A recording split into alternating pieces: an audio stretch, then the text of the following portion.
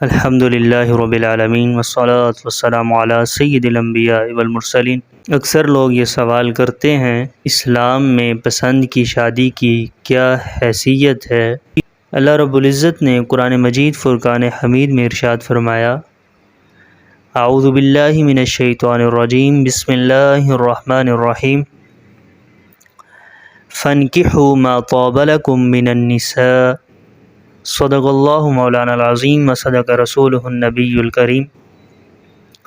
اللہ رب العزت کا فرمان عالی شان ہے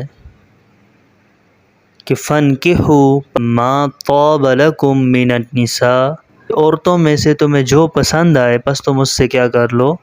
نکاح کر لو۔ نکاح کو اللہ رب العزت نے پسند کے ساتھ مقید فرما دیا، اور حضور علیہ السلام کا فرمان عالی شان من استطاع منکم الباء، کہ جو تم میں سے جماع کی طاقت رکھے فلیتزوج، اسے چاہیے کہ وہ کیا کرے؟ نکاح کرے۔ اور نکاح کرنے کا مقصد کیا ہے؟ لِأَنَّهُ، بے شک یہ اغض للبصر، یہ آنکھوں کے لیے کیا ہے؟ آنکھوں کو جھکانے کا، نگاہیں نیچی رکھنے کا ذریعہ ہے۔ وَأَحْسَنُ لِلْفَرْجِ، شرمگاہ کو پاک رکھنے کا ذریعہ ہے۔ اب نکاح کا مقصد اس حدیث مبارکہ سے واضح ہو گیا کہ حضور علیہ السلام نے فرما دیا کہ نکاح کا مقصد کیا ہے اور اس کی شان کیا ہے، کہ اس کی وجہ سے انسان کی آنکھوں میں حیا آ جاتی ہے اور انسان گناہ سے بچ جاتا ہے، شرمگاہ کی حفاظت ہو جاتی ہے۔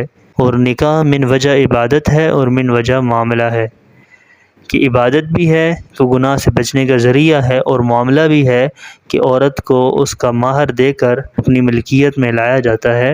تو یہ من وجہ عبادت بھی ہے اور من وجہ معاملہ بھی ہے۔ بہرحال اللہ رب العزت کا حکم جو ہے وہ کیا ہے کہ فَانْكِحُوا مَا طَابَ لَكُم مِّنَ النِّسَاء، کہ عورتوں میں سے جو تمہیں پسند آئے اس کے ساتھ تم نکاح کرو۔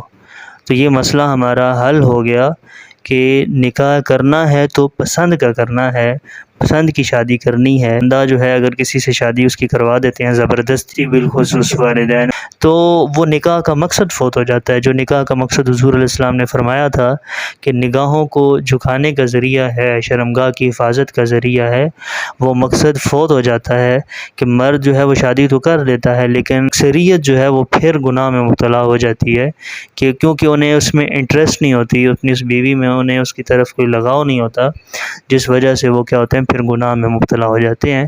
پسند کی شادی کریں تاکہ پھر کیا ہو، آپ کی جو شادی کا مقصد ہے وہ پورا ہو سکے۔ اللہ رب العزت ہم سب کو اپنے ایمان کی حفاظت کرنے کی توفیق عطا فرمائے۔